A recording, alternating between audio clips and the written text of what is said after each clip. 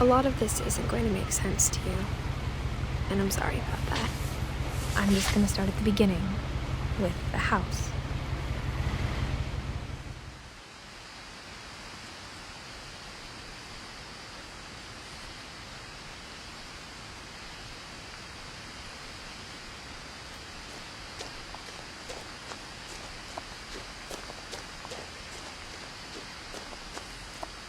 I lived here until I was 11, but I wasn't allowed inside half the rooms.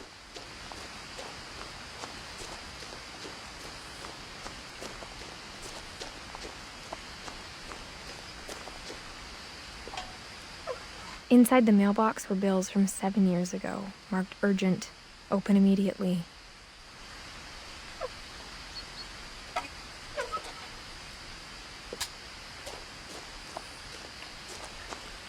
I hadn't been back since my brother Lewis's funeral.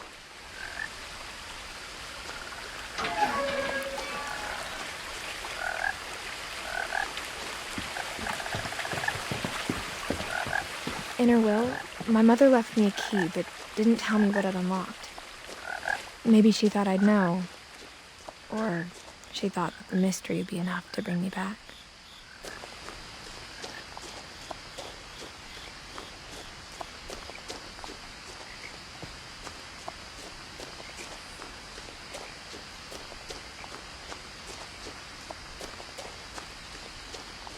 No one had driven this way in a long time, but I saw a few hoof prints.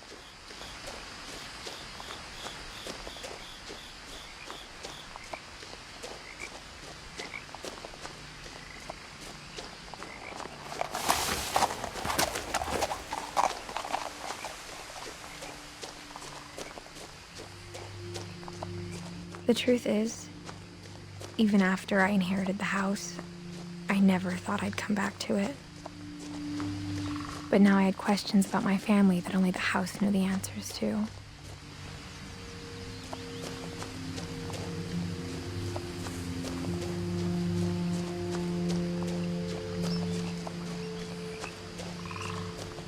The house was exactly like I remembered it, the way I'd been dreaming about it.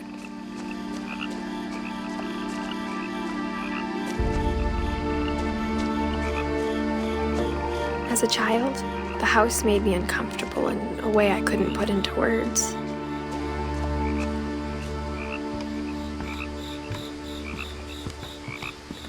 Now, as a 17-year-old, I knew exactly what those words were. I was afraid of the house.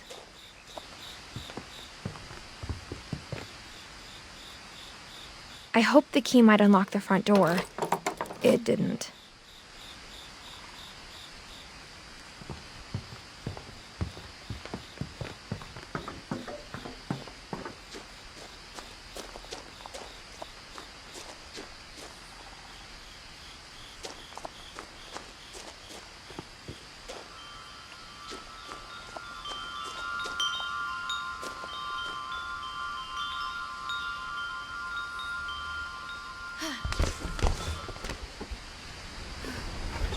Crawling through the doggy door used to be a lot easier when I was 11.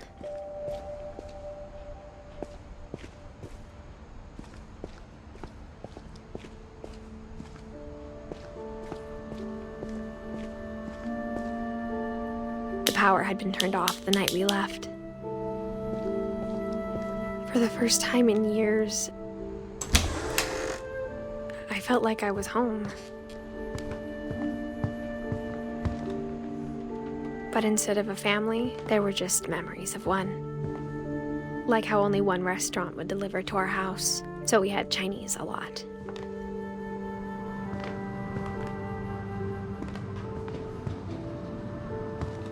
Or how after Louis started working at the cannery, we all got sick of eating salmon. Except our cat, Molly. The table was still a wreck from the night we left.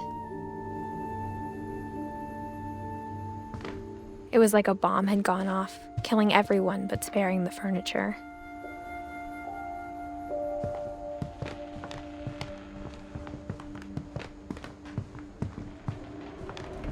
My mom was the only one of us who could imagine Great-Grandma Edie living in a nursing home.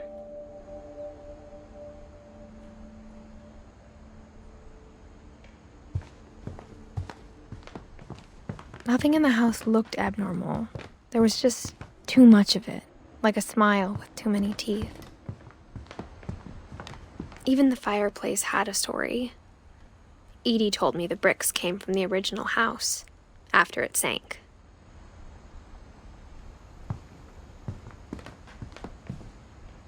Mom always told me to stay out of the basement, so I wasn't too surprised when the key didn't fit.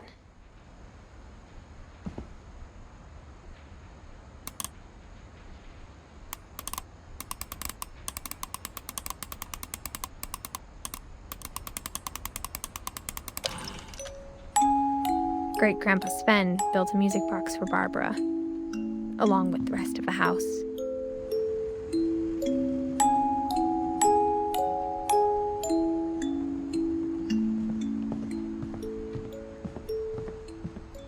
A lot of things got left behind in the whirlwind of that last night.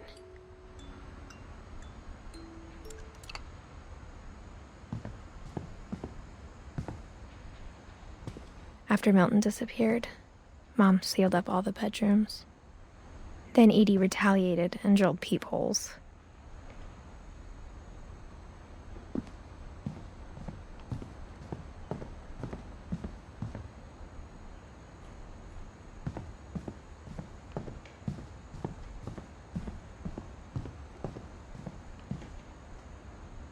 I spent a lot of time playing in Great Uncle Walter's room. Louis told me there were secret passages, but I never believed him.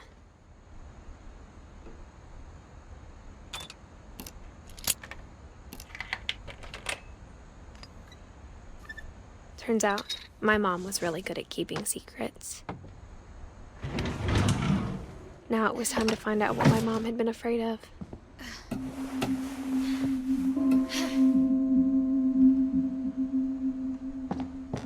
Reading this, maybe it sounds like I had a plan, but I had no idea what was behind that door.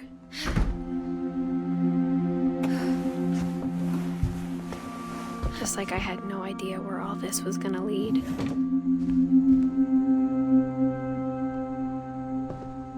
I grew up looking at Molly's room through the peephole. Molly's gerbil had a tiny bedroom with its own even tinier gerbil cage. Being inside for the first time, I felt like I'd stepped behind a painting.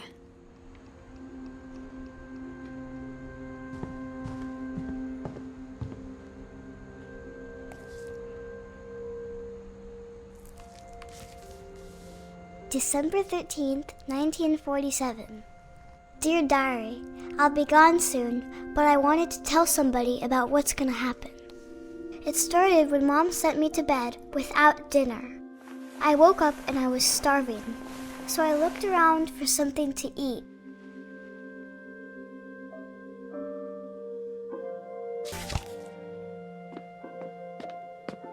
The gerbil food was dry, but I didn't mind it.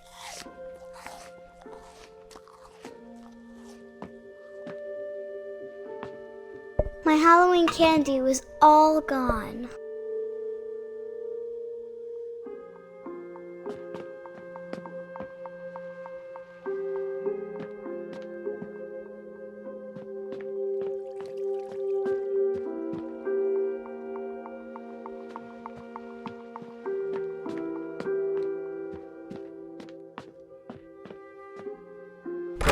Mom, can I come out now?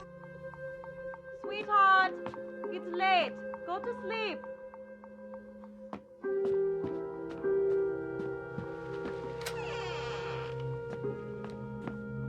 I kept eating and eating.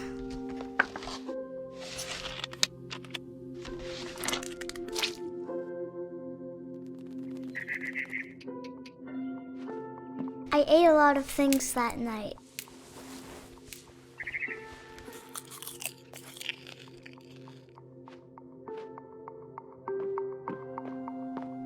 Then I heard chirping outside my window. It was a barn swallow going back to her nest. I reached out for her.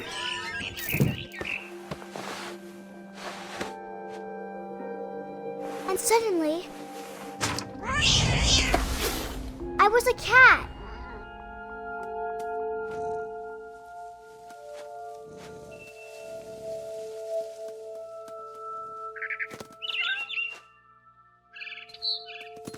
I tried to be quiet, but the bird was really scared.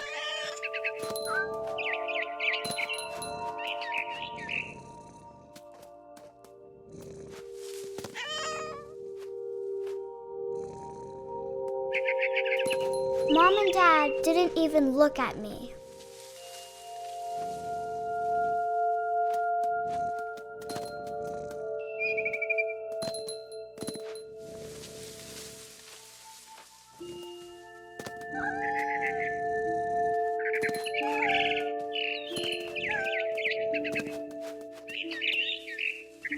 I jumped and I almost got her. I could tell she was getting really tired. Now I was up in the big tree. I promised Dad I wouldn't climb it anymore. All I cared about was eating that mama bird. I gobbled her up. And suddenly, I was an owl. First, all I heard was the wind. Then I heard little teeth nibbling in the grass.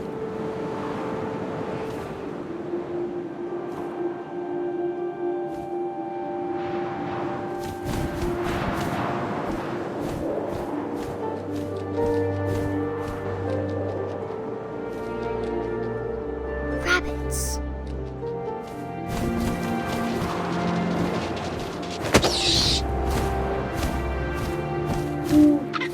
I imagined his face looking up and seeing mine through my talons.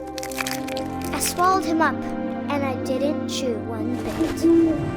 Then I flew off to find something bigger.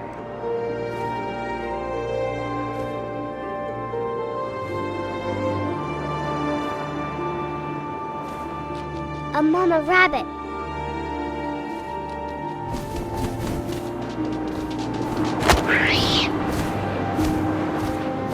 She was almost too big to carry. I started choking, but I couldn't stop eating. And suddenly, I was a shark.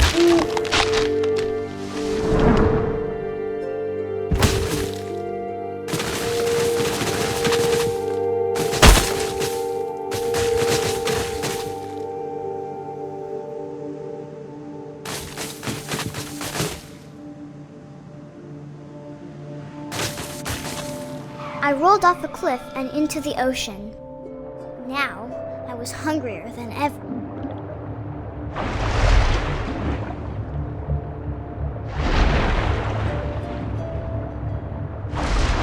I wanted fat, juicy seals. I tore off her flipper, and it tasted really good.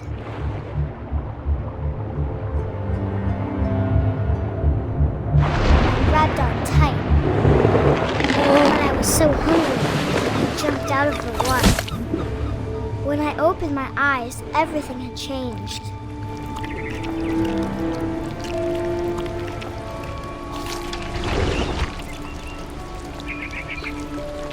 Now I was a monster, and I smelled people everywhere.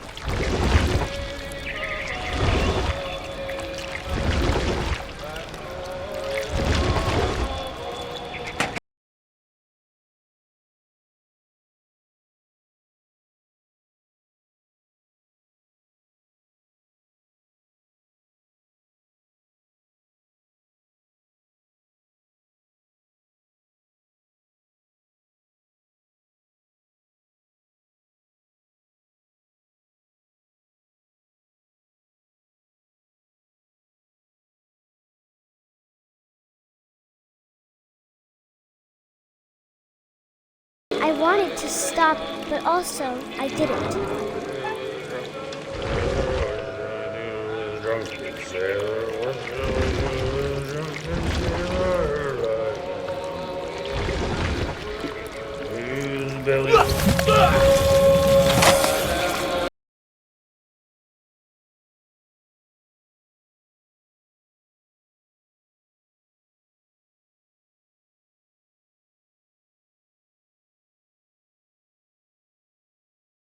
After the last passenger, I was still hungry. And across the water, I smelled something new. Something I had to have, so I swam towards it.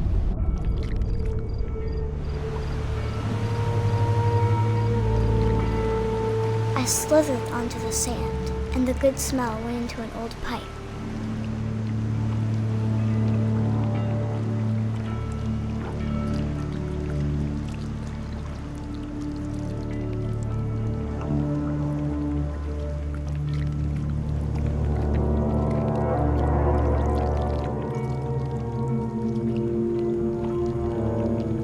I got closer and closer.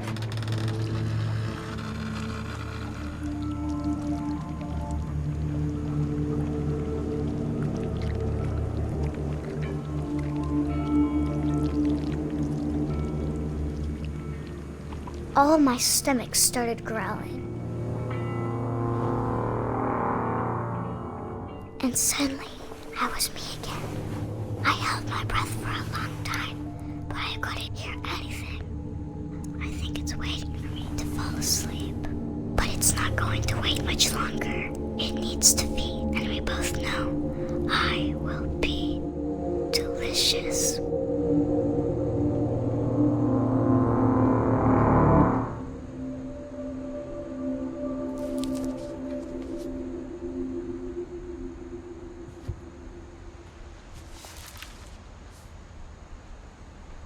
I'm not sure if I believed all of that, but I'm sure Edie would have.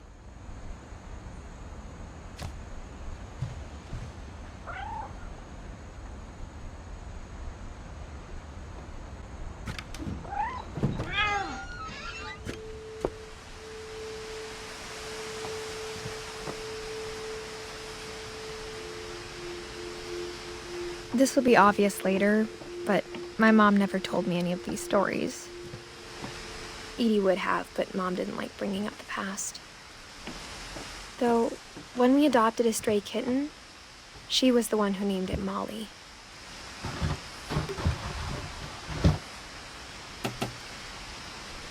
I spent a lot of time in Great-Grandma Edie's room.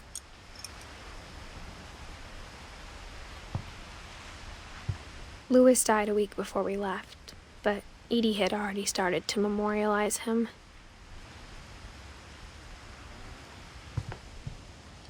Her room was like a museum. For 500 years, the Finches have been famous throughout Norway for their fortune and misfortune.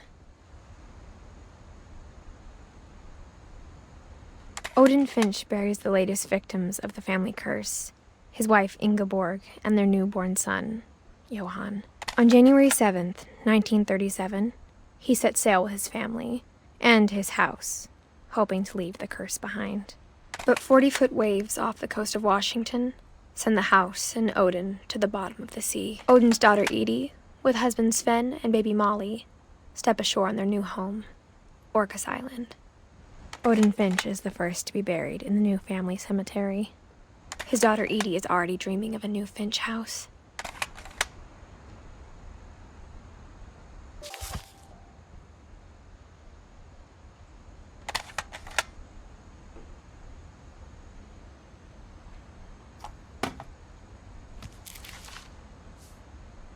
Whatever's wrong with this family, it goes back a long ways.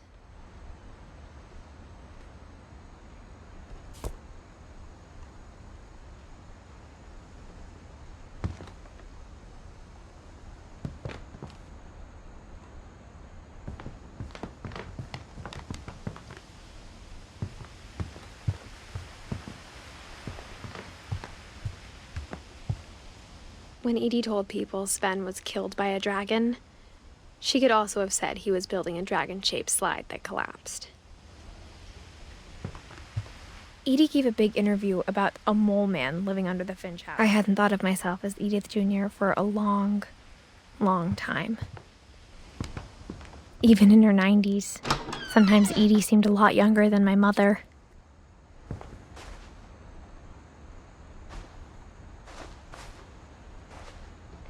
The only trace Grandpa Sam's first wife, Kay, left on the house was the pink bathroom. It was a pretty big trace.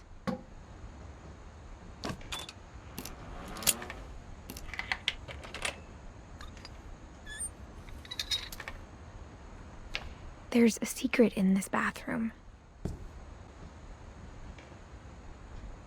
It's in the last place you would look. It isn't in the cupboard. It's hidden in this book.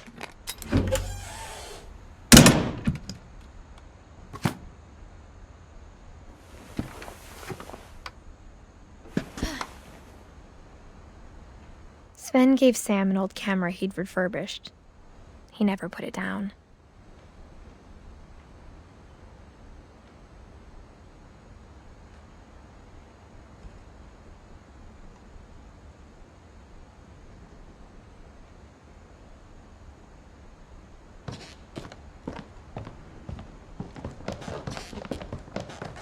From the paintings on the wall, it was clear my brother Milton had been here before me.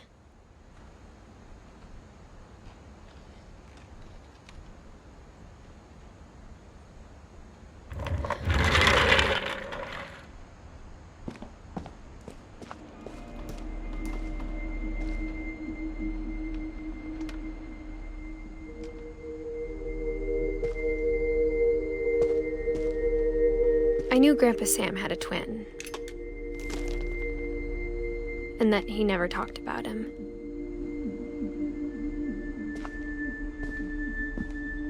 I guess my grandpa didn't like history any more than my mom did.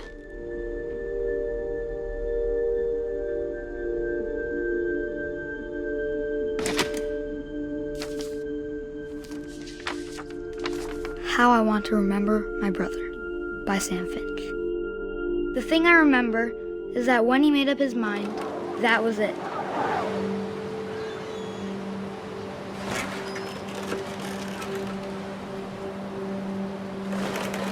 My brother said he'd die before he ate another mushroom. And he did. At Barbara's funeral, we swore we'd never be afraid again. And he wasn't. I think Calvin always wanted to fly. Sam! Calvin! Dinner's ready! Coming! But that day, he finally made up his mind to do it. I told him going around was impossible. Maybe if I hadn't said that. Calvin! I'm not gonna tell you again! Maybe if the wind hadn't picked up. Then maybe he'd still be here. But I doubt it. I think he'd already made up his mind. That's what I want to remember about my brother.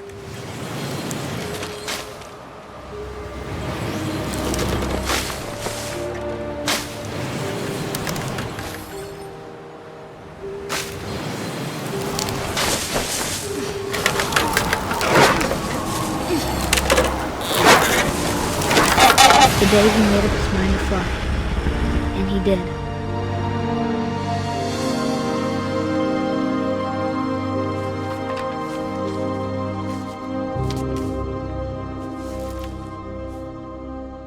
Calvin's story felt strangely familiar. When I was younger, I remember trying to do the exact same thing.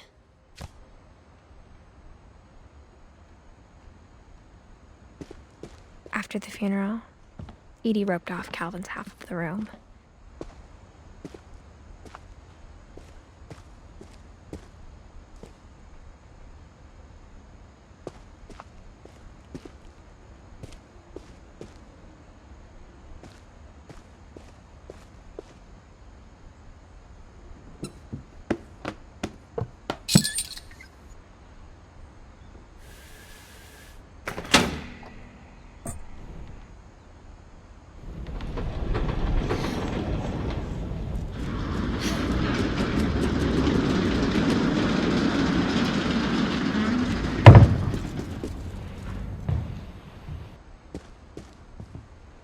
passages were a pretty tight fit.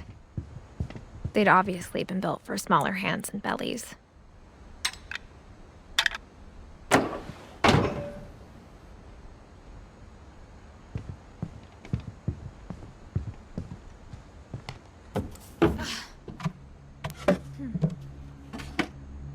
Growing up, I always thought of Barbara as a child star.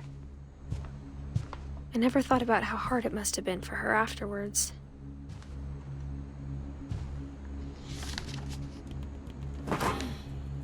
Of all the stories people wrote about Barbara's death, I'm surprised Edie saved this one.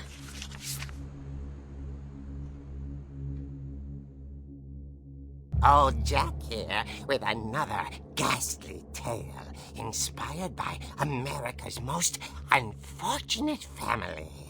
I'm calling it The Surprise Ending of Barbara Finch. As a child star, Barbara was famous for her scream. Now at 16, she was all washed up. A has-been. But in a lucky break, she'd been asked to perform her signature scream at a local convention for monster movie fans. It was just the boost her career needed. Unfortunately, her scream hadn't aged well. Getting better. I think you just need the right motivation. Her biggest fan and current boyfriend, Rick, was about to demonstrate when... Now that was a great scream. It was Barbara's father, Sven. He'd slipped into a table saw and had to be rushed to the emergency room.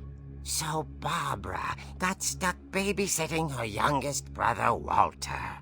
Her convention comeback was cancelled. Okay, I'm hearing frustration, but I'm not hearing terror. What if I tried... A gang of hoodlums in Halloween masks have been terrorizing Orcas Island tonight. Police are urging residents to... That came from the basement. You're right! Also, I loved your delivery on that. Why is your basement door locked? Because my dad likes making puzzles and secret passages. There's a key hidden in the music box.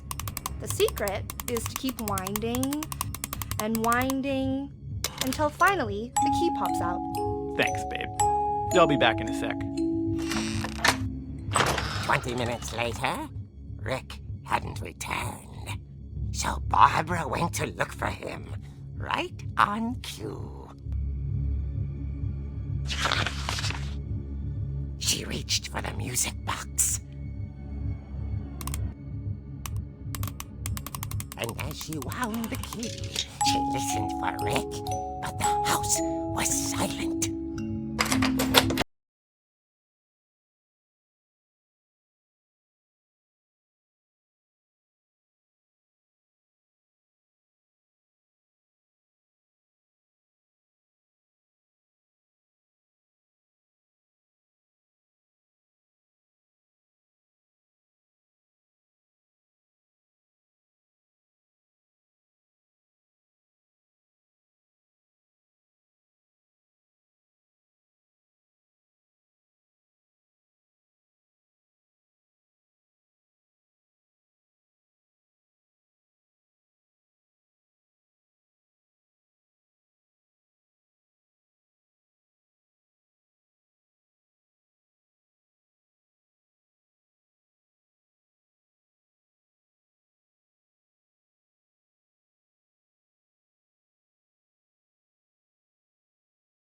Oh dear!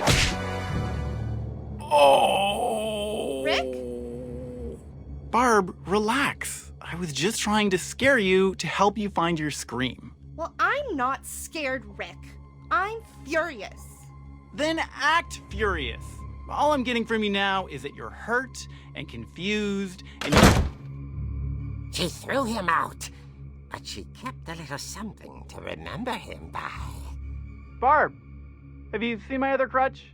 And she was still holding it when she fell asleep watching the late picture show. Hours later... Barbara! Walter, what's going on up there? Ah! Okay, I'm coming up, but if this is a trick, you're dead, Walter.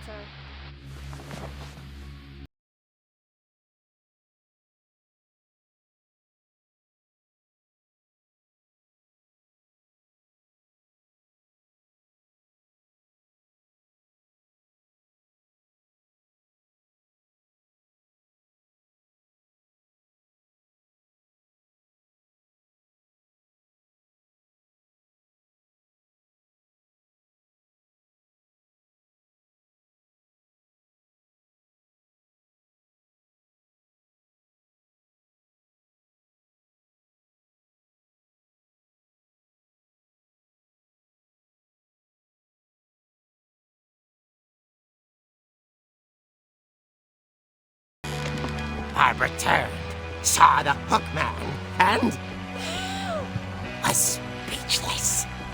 He was quite smashing. And he knew he was. He couldn't get enough of Barbara.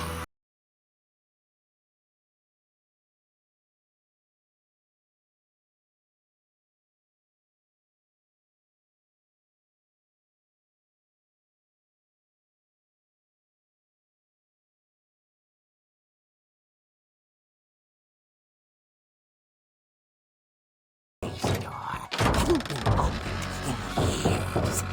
The hinges.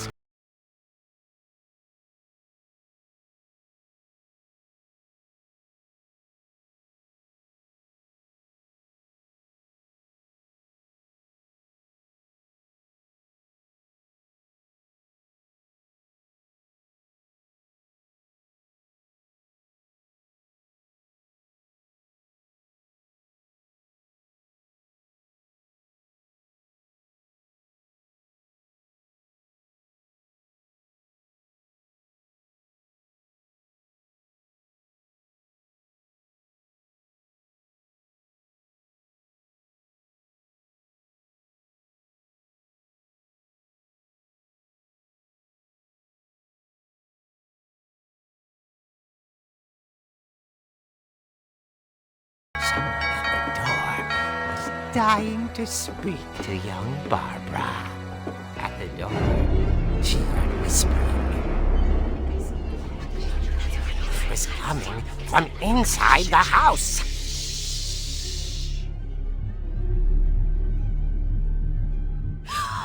Oh dear.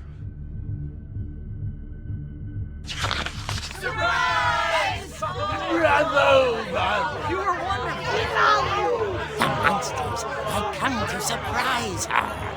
For Barbara, it was a dream come true. Then she saw what kind of monsters they were, and she realized what was about to happen. She was going to be famous. And with her final breath, Barbara Finch gave the performance of her life.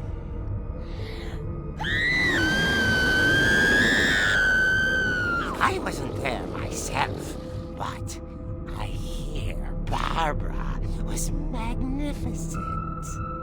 Poor girl. She had a taste for stardom.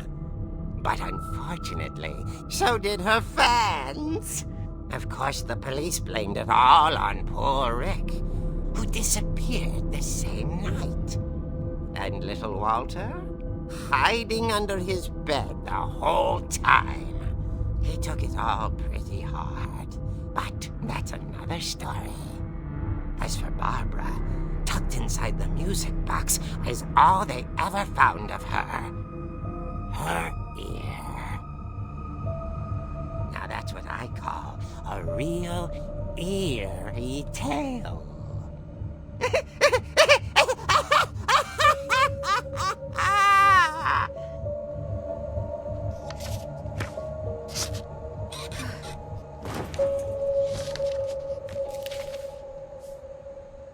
Edie told me all Barbara wanted was to be remembered, as absurd as that comic was.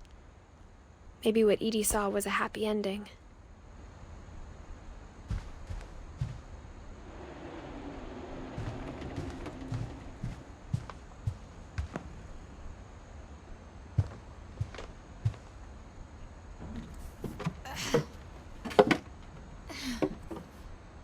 I guess now I know why Mom didn't like me playing with the music box.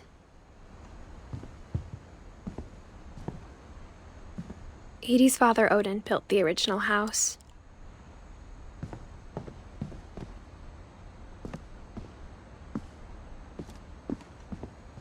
Whenever people ask me about my family, the first thing they always want to know about is Barbara.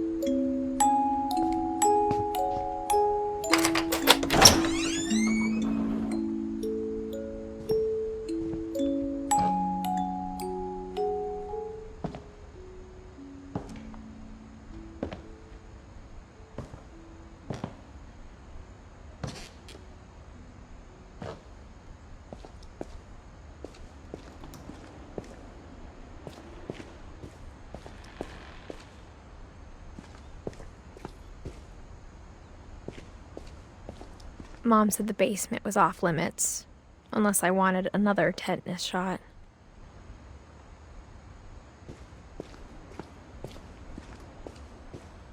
I saw Edie sneak down to the basement once, carrying packages.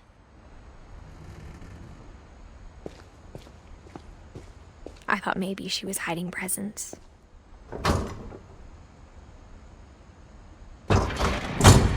It turned out she was hiding a lot more than that.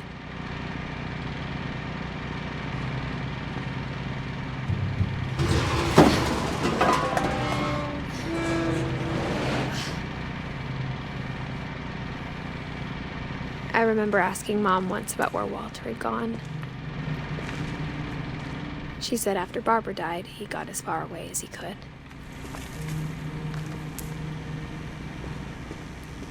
If there's a pattern in all these stories,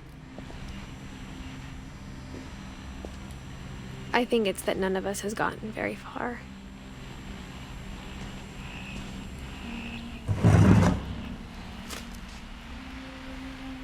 Goodbye, everyone. I can't believe I've been down here for 30 years. On that first day, after the shaking started, I didn't think I'd survive a week.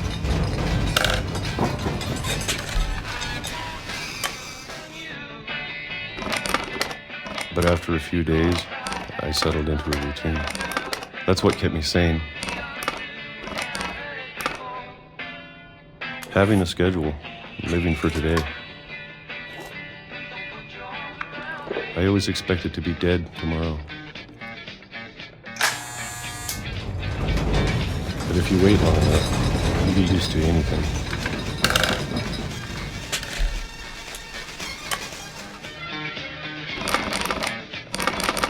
Even a monster on the other side of the door starts to feel normal. Almost friendly.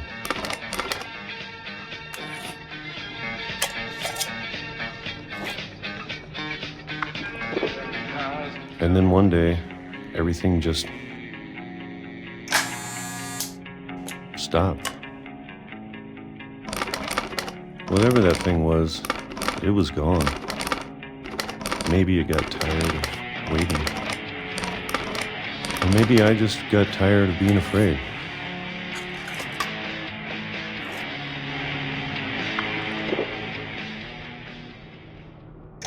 It's been a week now, the longest in 30 years. I'm done waiting. I have to leave while I still can.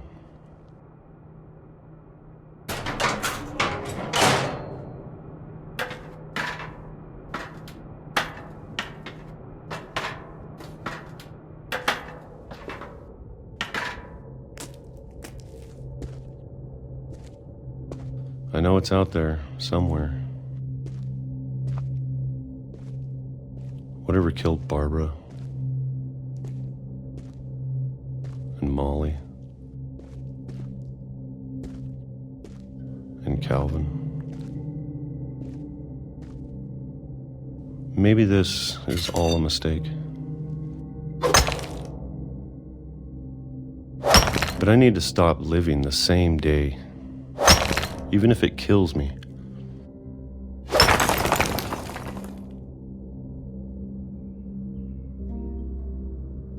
Whatever's out there, I want you to know I'm ready for it. I'm going to appreciate all of it, especially the food. I don't mind if I only have a year left, or a month, or a single week. I'd be happy with one new day. I can already imagine the sun on my face.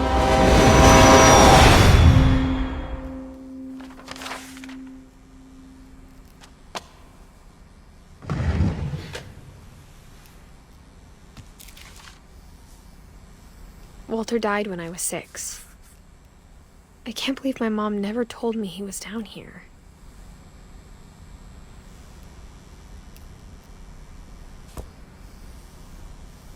I'm sure my mom was trying to protect me.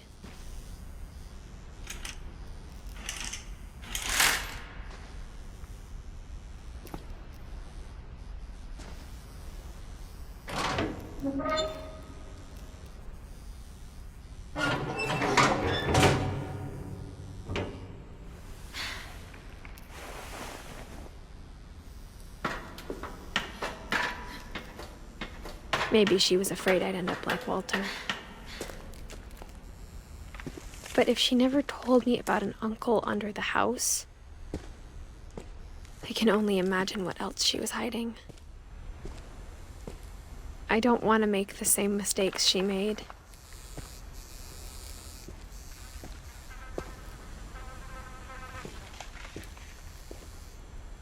Trying to bury something that's still alive.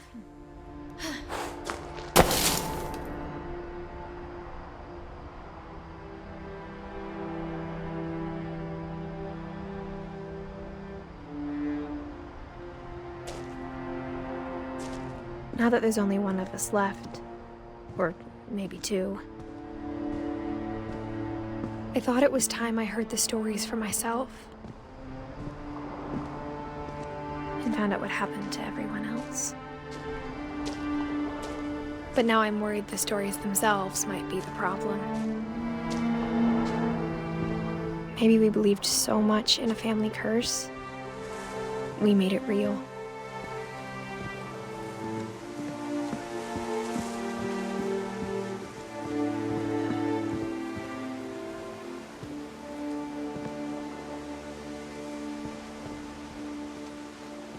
I don't know if I should even be writing this.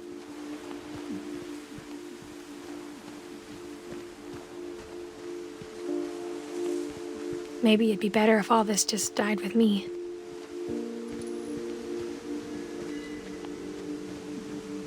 But I thought you should know about your family.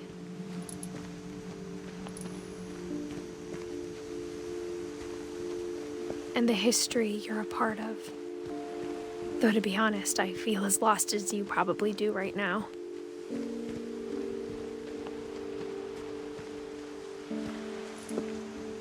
I think the people in these stories believed them, for what that's worth.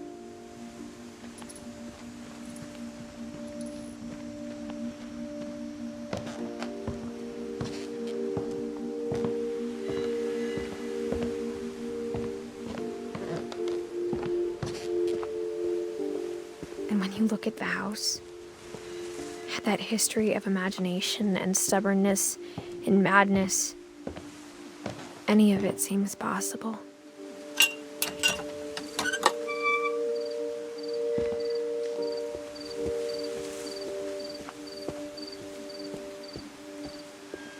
I think we've been surrounded by death for so long, we've just gotten used to it.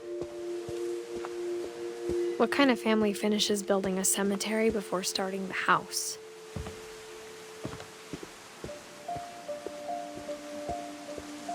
It's embarrassing for me to admit this, but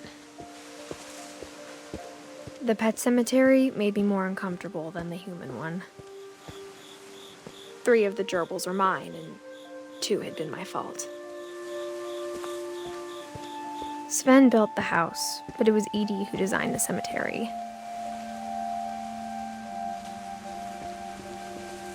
I'm sure Odin's monument had been Edie's idea.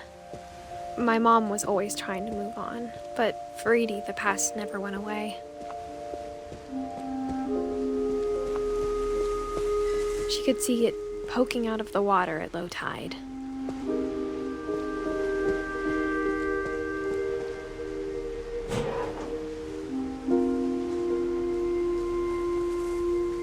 Edie said she dreamed about the old house every night.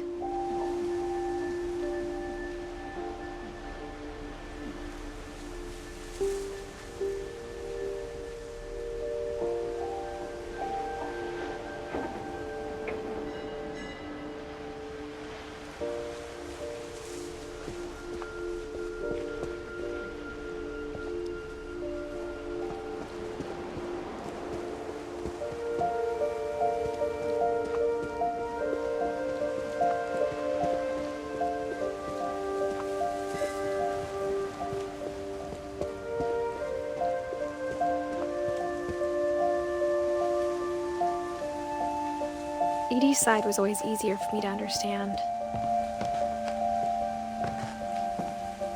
But the older I get, the more I can see where my mom was coming from.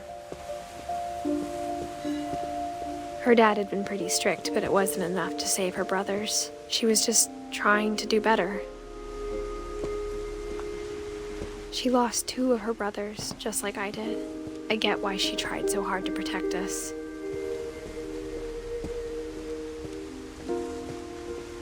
There's so many things I wish I could ask my mom now.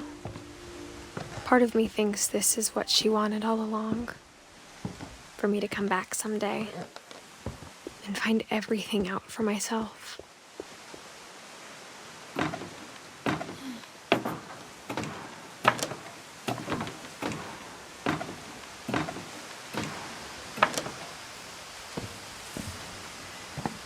But looking back on it now,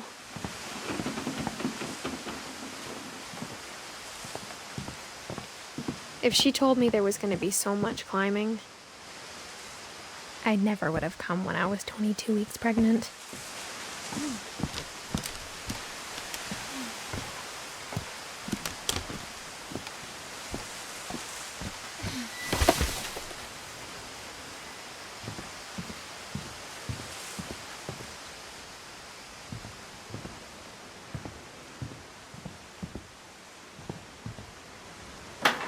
I never met Grandpa Sam, but I think he and my mom had a lot in common.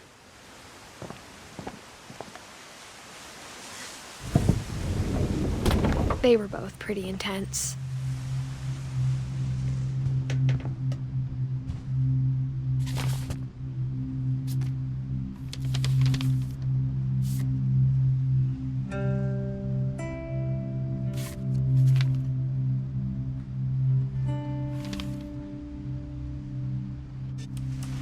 Dawn, I promise, you'll never forget this weekend. Yes, sir. These memories are gonna last a lifetime. Am I gonna have to shoot anything? It's a hunting trip, Dawn. Shooting is strongly encouraged. Shouldn't we be leaving? Just want to get a shot of you, Dawn, then we can take off.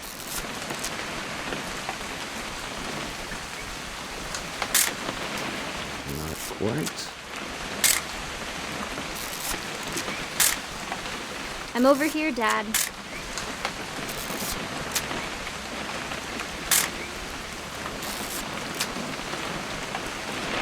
What? Perfect. It's gonna rain the whole weekend, isn't it? Please just take the damn picture. Hey, language. I will never forget this weekend. Okay, got it. I'm gonna take some pictures, okay? Just be careful. That camera's older than you are. Aw.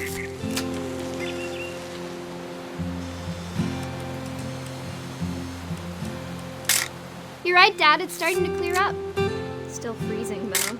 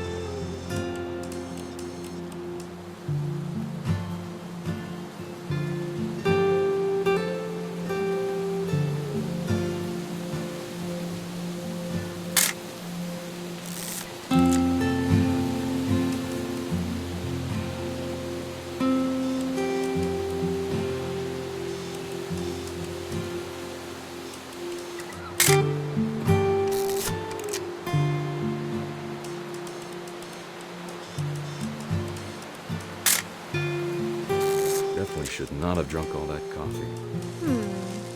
Hold still up. Hey! That's a keeper. I'm just saying, I'm not always gonna be here, Don. You'll need to remember this stuff, if you want to survive. I'll be fine, Dad. You know who else thought he was gonna be fine? Some guy who died. Don, I'm being serious. I know, Dad. You're always serious. Doesn't being out here make you want to chill out? Well, to tell you the truth, I haven't been out here in 20 years.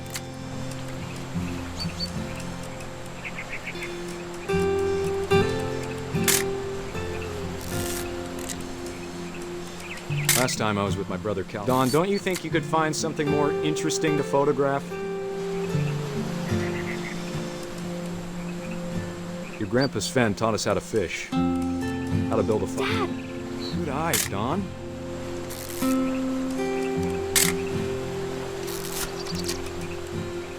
Before you take the shot, let me get a picture of you.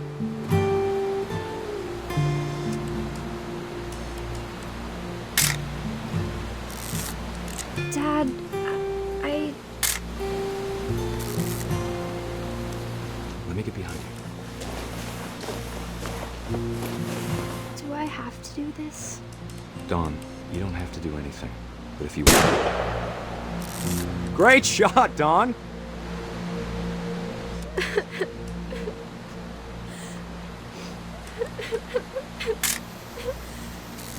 I'm proud of you, Don. Always remember that, okay?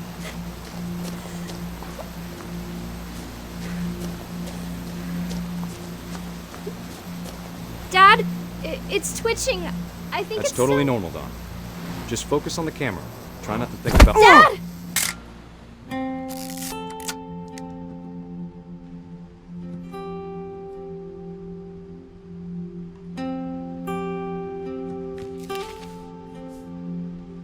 Of all these stories, that's the one I wish most that my mom had told me.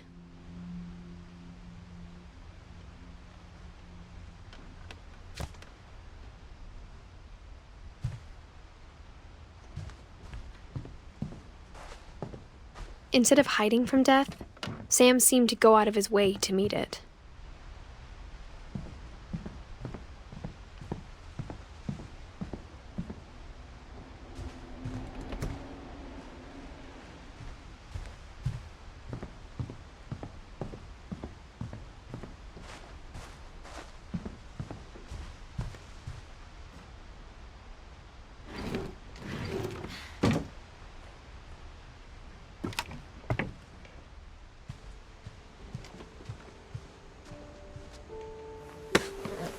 After Sam died, my mom and Edie got really close. They'd both lost a lot.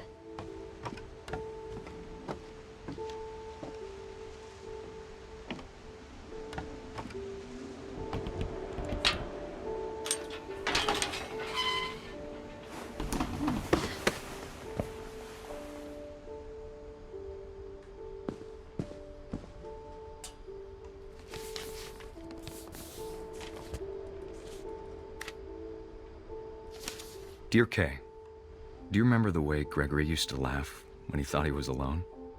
Like something funny was happening, but only he could see it.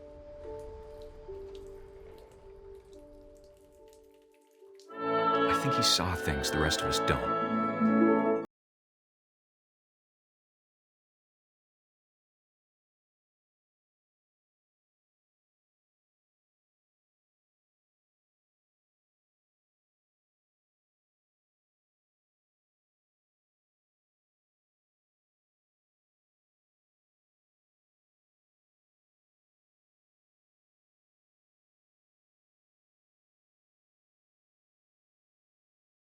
It's over, Gregory. It's time to...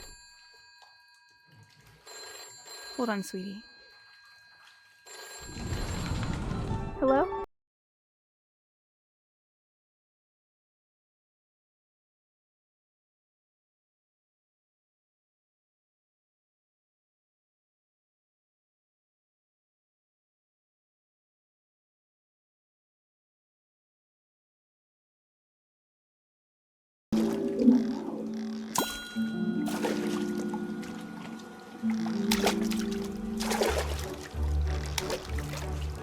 You reminded me so much of Kamala.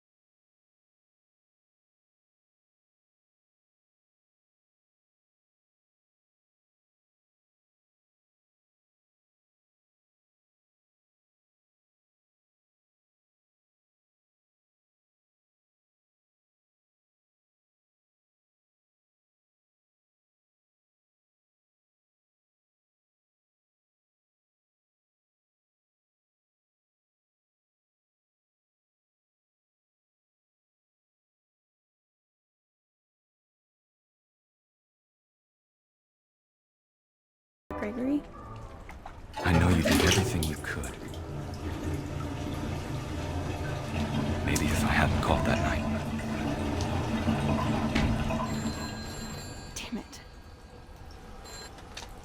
Hold on, I don't want Gregory to hear this.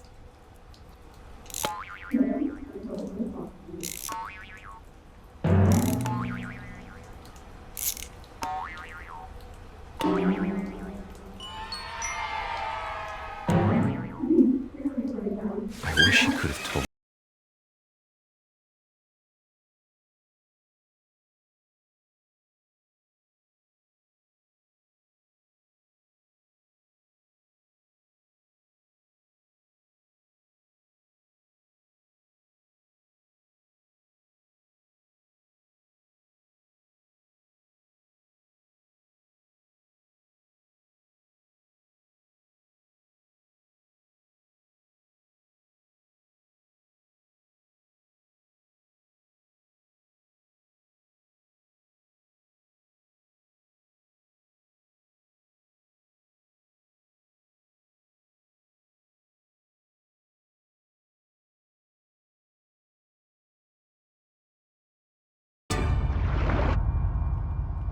Good luck, Kay.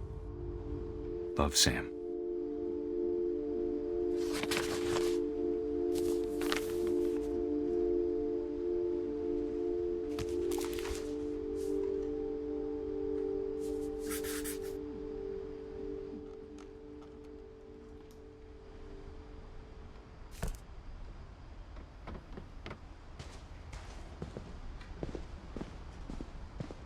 I can't imagine my mom ever writing poetry, and yet... A poem for Gus, who always said the wedding was a bad idea. Our father never hit us kids, at least not very hard, before the day my brother said with teenage disregard that he'd be dead before he'd see a wedding in our yard.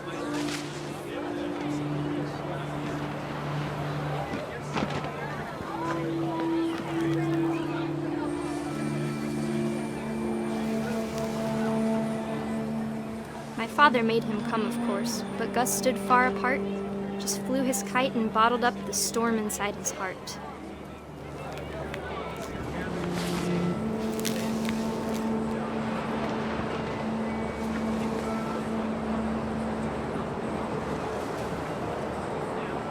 I tried to talk him out of it, but though he'd never met her, we don't need a stepmom were the words that I now pronounce you husband and wife. You may kiss the bride.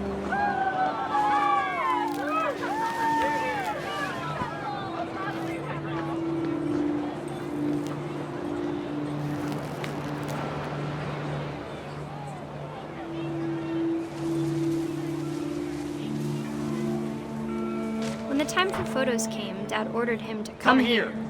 But Gus declined, and as a sign held up his middle finger.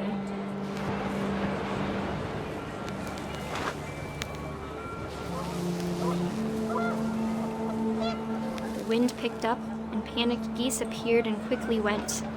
But all the humans did that day was go inside the tent.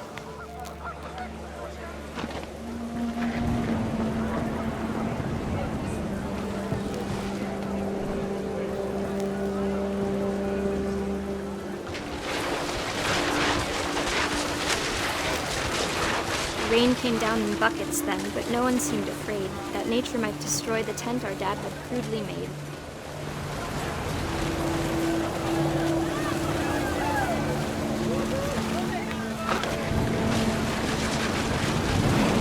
The thunder sounded much too close and full of angry power. But all my father said to this was, "Make the music louder."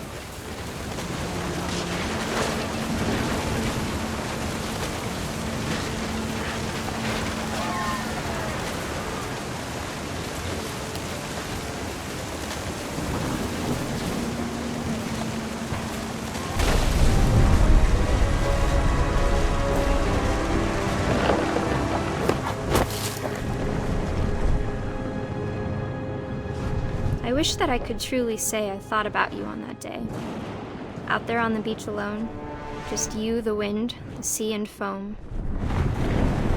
But I didn't, until we found you.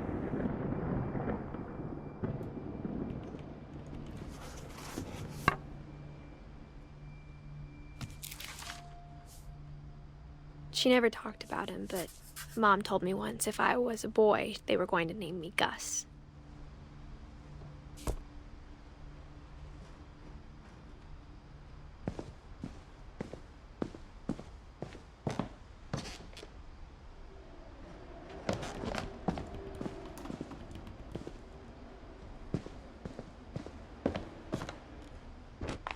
My mom moved up to the loft after her brothers died.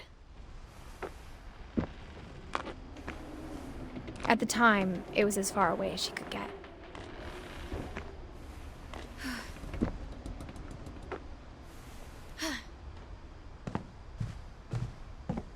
She spent a summer building houses in Calcutta, where she met my dad, Sanjay.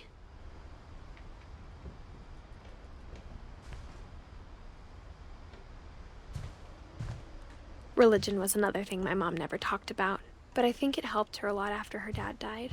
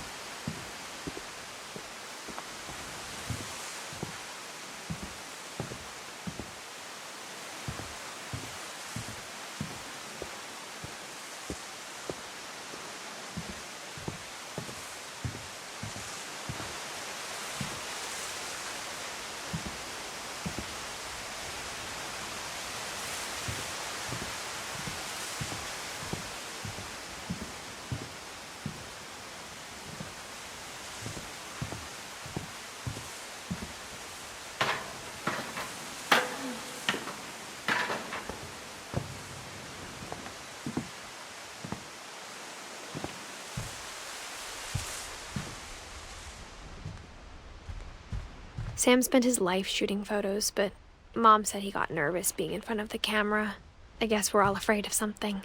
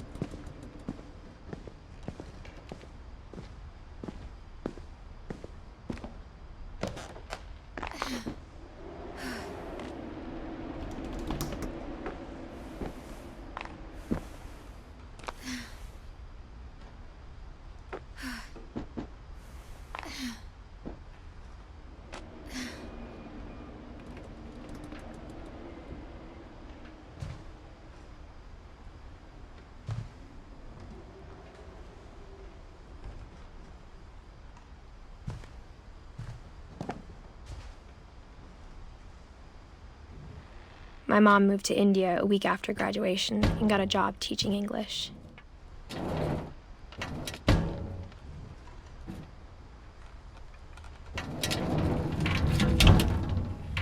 Louis was born a year later.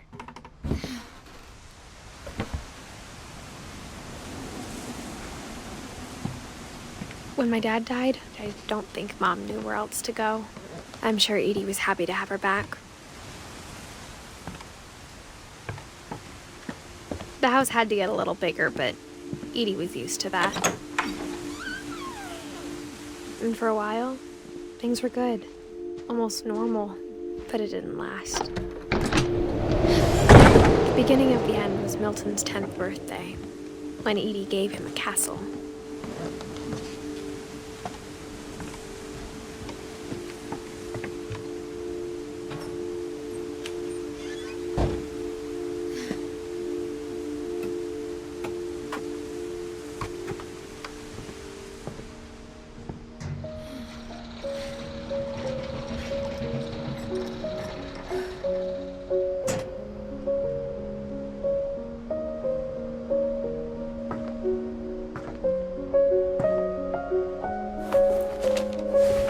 Milton Finch in The Magic Paintbrush.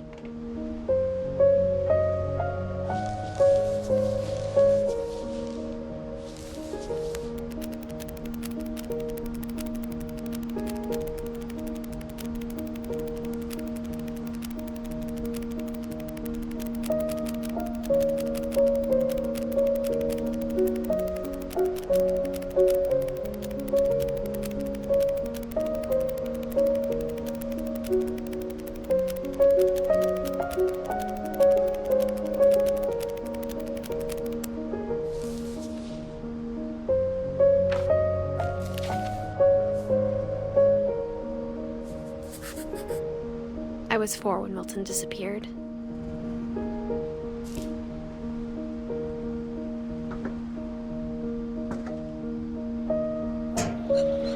Mom spent months searching for my brother. Then she sealed the doors.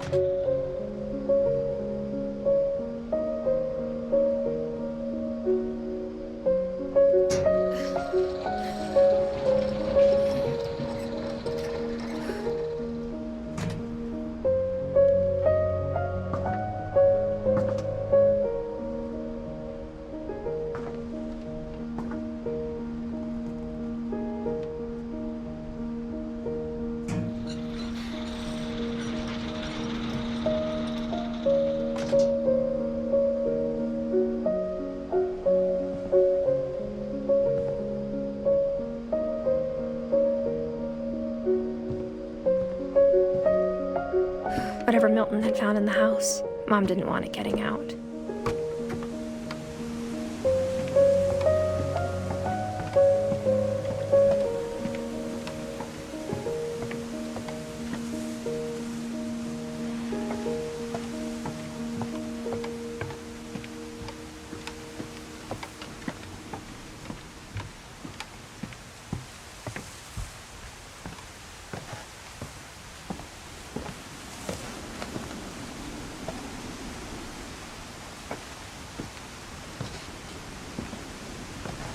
Mom definitely blamed Edie, but I think Louis blamed himself. After he graduated, he just spent more and more time in his room, until Mom got him a job at the cannery.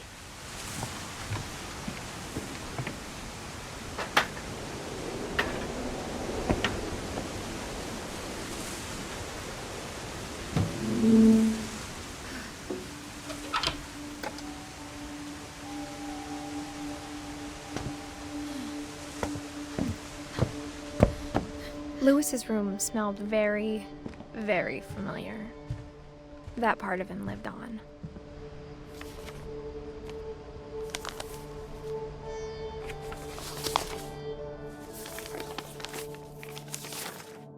Dear Mrs. Finch, as Louis's psychiatrist, I can understand your desire for an explanation. As I see it, the trouble began in January, shortly after we convinced your son to seek treatment for substance abuse. Newly sober, I believe Louis first noticed the monotony of his daily life.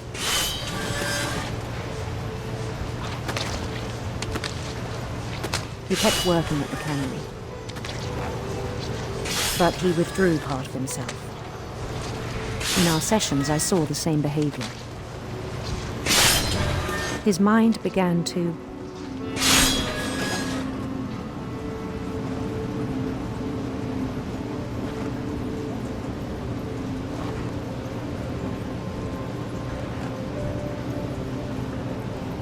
wander.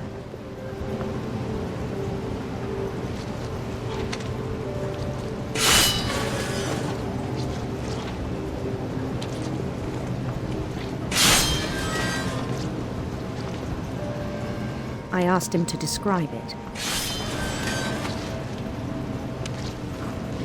He said he started small, imagining a labyrinth. He'd feel his way about. Then something moved. Bats. And toads.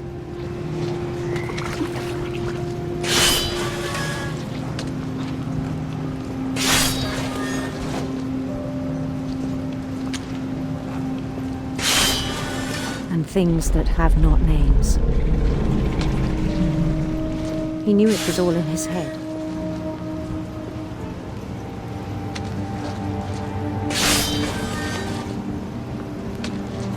But he took it very seriously.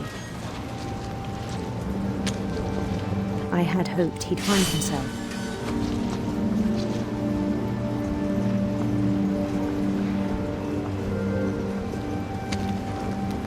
But he found something more.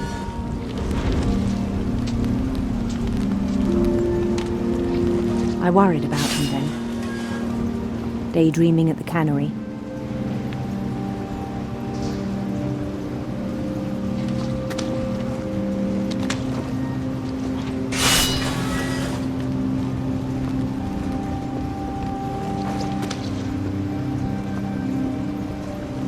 I spoke with his boss, but he said Louis had become a model employee. Methodical, tireless, focused.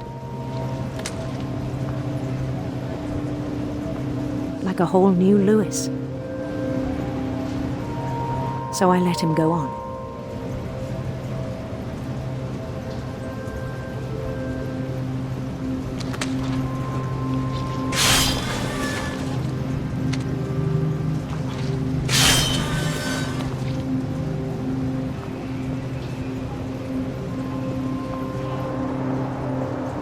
I even encouraged him. It seemed very promising at first. He told me he'd made a new friend.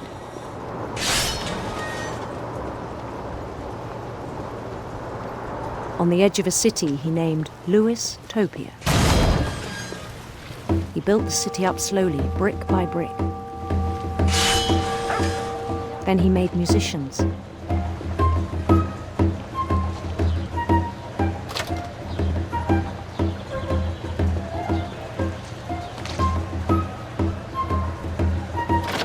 And songs for them to play. He talked about starting a band.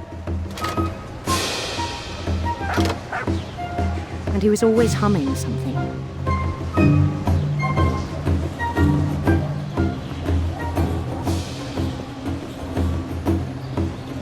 Every day his imagination grew stronger.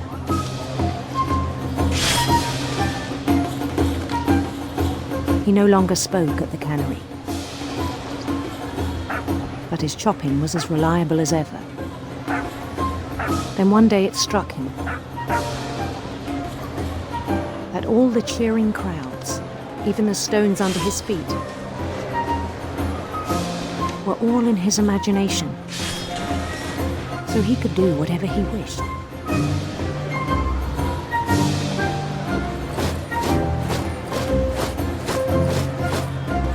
He held an election for mayor, and he won. They begged him to stay, but his mind was already wandering. It became a game for him.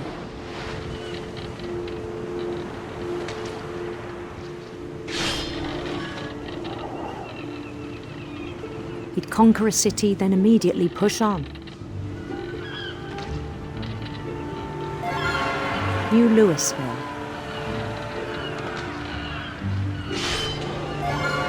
St. Louis. He started drifting away from our reality.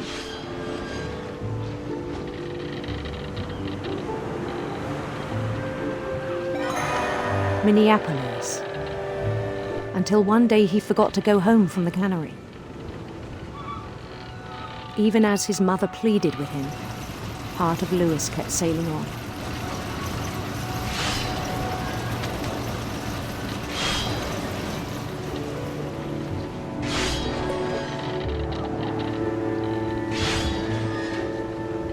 In Louisburg, he heard rumors of a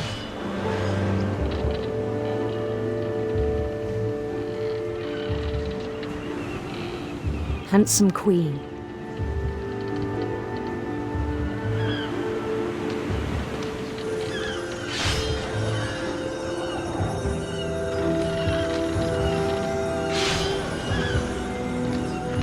The queen was on her own quest for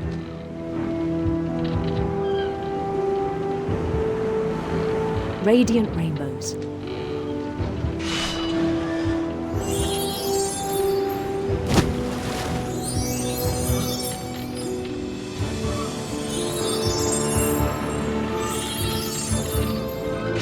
He followed the sound of her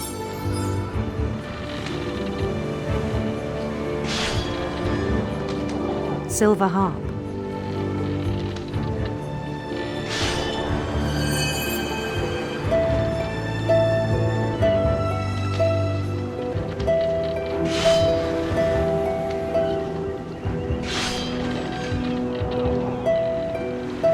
His chase led him to a golden palace east of the sun and west of the moon.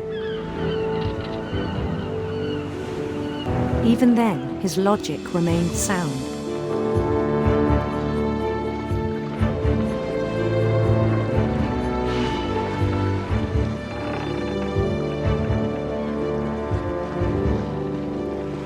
He knew the world was all in his imagination.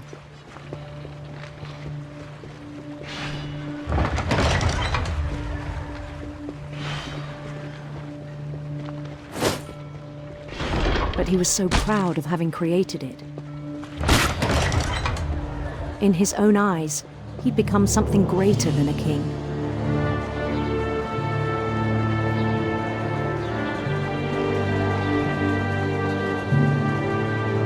For someone who'd never known success in the real world, I think it was overwhelming. And then it struck him that the real Louis was not the one chopping salmon, but the one climbing the steps of a golden palace.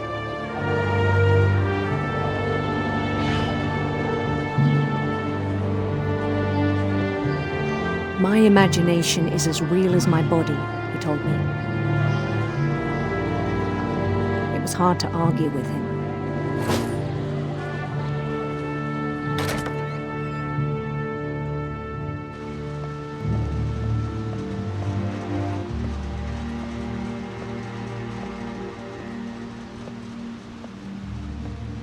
He began to forget the world we know.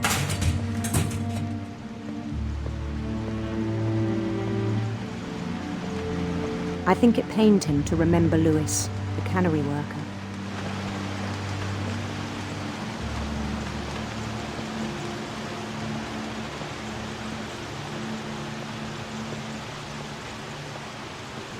He began to despise the man with a royal contempt.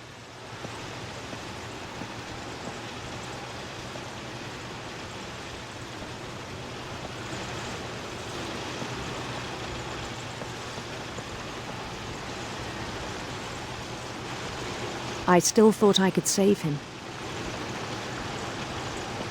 Even after he said he was being crowned king over all the lands of wonder. The palace would be packed with his companions.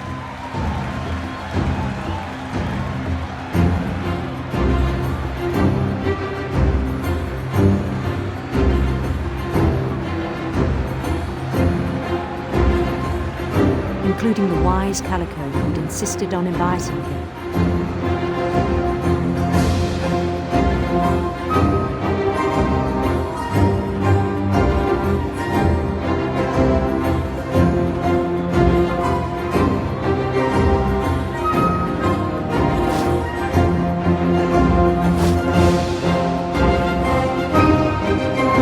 His queen waited, holding his crown.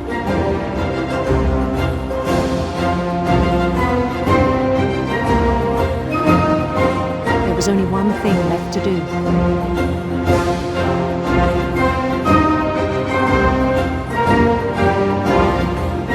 Bend down his head.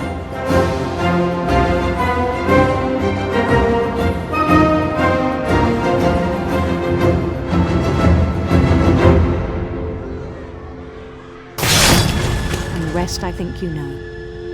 Mrs. Finch, your son was a kind man who will be missed by all of us who knew him.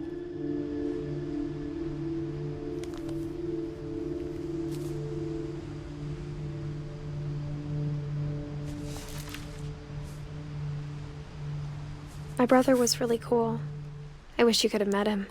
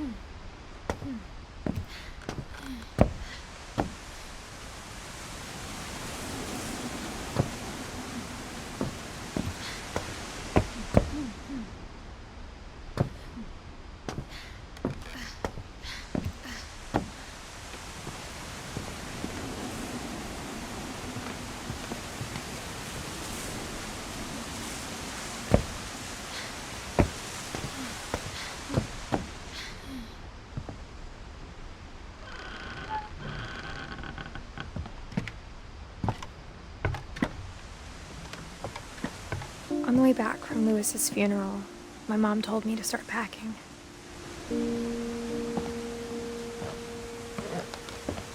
She waited until the day before we left to tell Edie. I'm not sure if she wanted to make it easier or harder.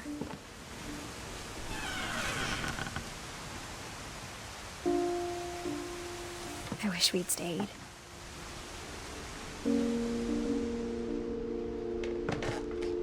But I understand why we left.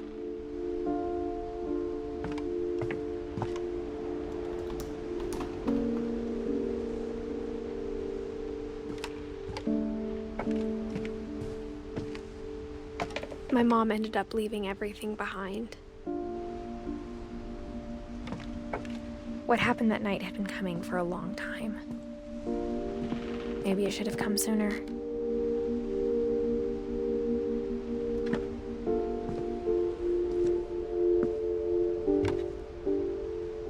But it had to end one way or another. All that's left now is to tell you about that last night.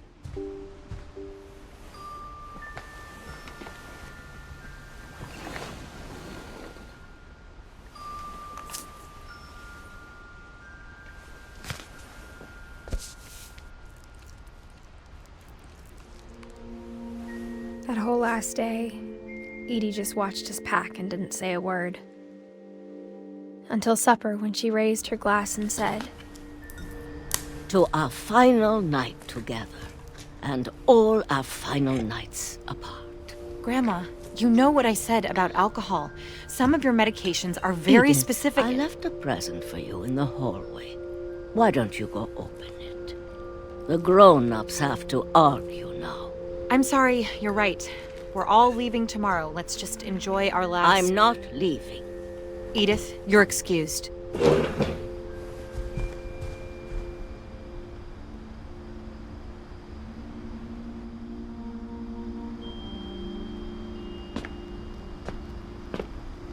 The power had been shut off that morning, but Edie always had plenty of candles. When my mom sealed the library, I don't think she knew about the other entrance.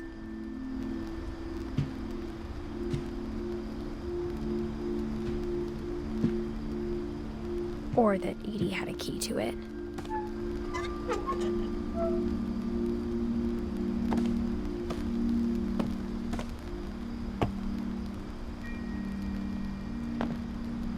That thing you're afraid of isn't going to end when you leave the house.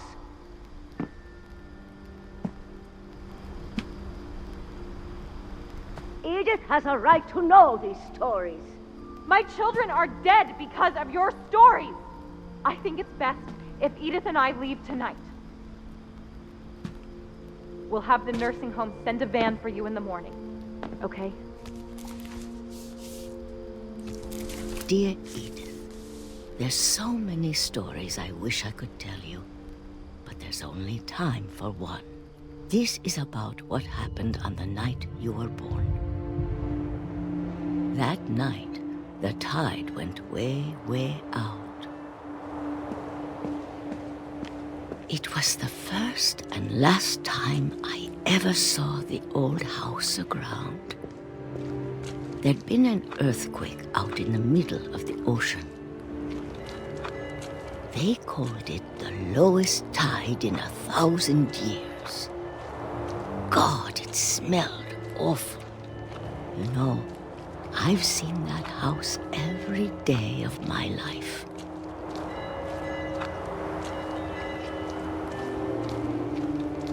But I never thought I'd go back to it. When the fog rolled in, I lost my way.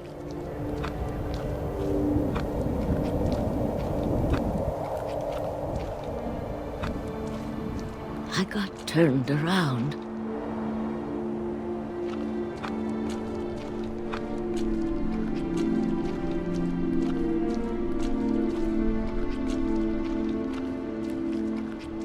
For a while, I wandered.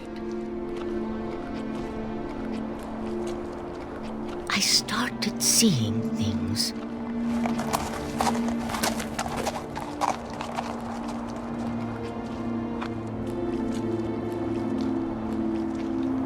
Things I'd forgotten had ever existed.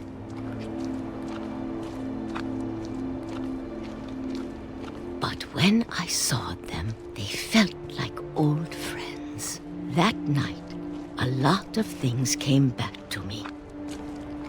Or maybe I came back to them.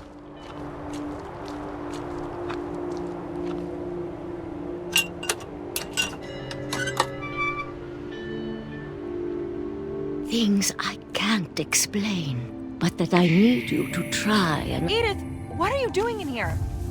It's mine! Edith! Mom, you're gonna rip it! Let go!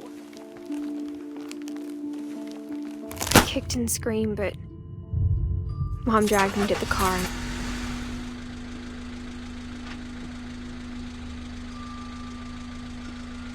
I never saw Great-Grandma Edie again.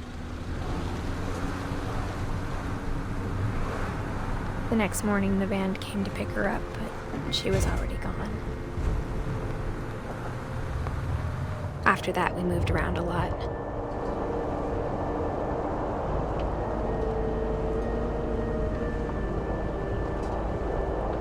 We both tried to make the best of it.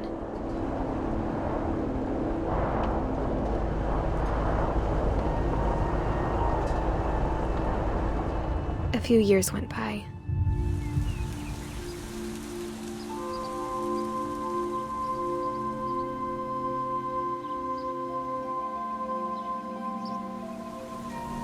My mom didn't like to talk about it, but she started getting sick a lot. The rest happened pretty quickly.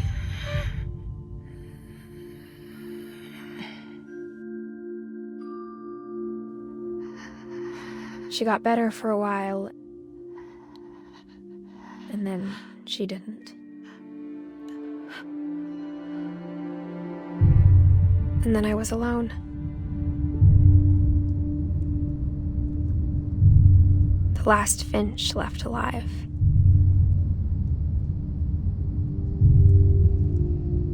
Until I found out about you. I'm still not sure what to tell you about all this. If we lived forever, maybe we'd have time to understand things. But as it is, I think the best we can do is try to open our eyes. And appreciate how strange and brief all of this is.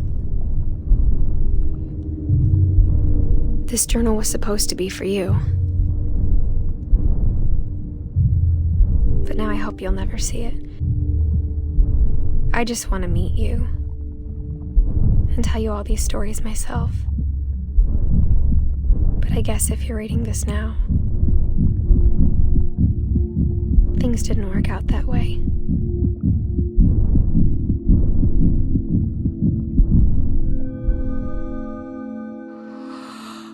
This is where your story begins. I'm sorry I won't be there to see it. It's a lot to ask, but I don't want you to be sad that I'm gone. I want you to be amazed that any of us ever had a chance to be here at all. Good luck.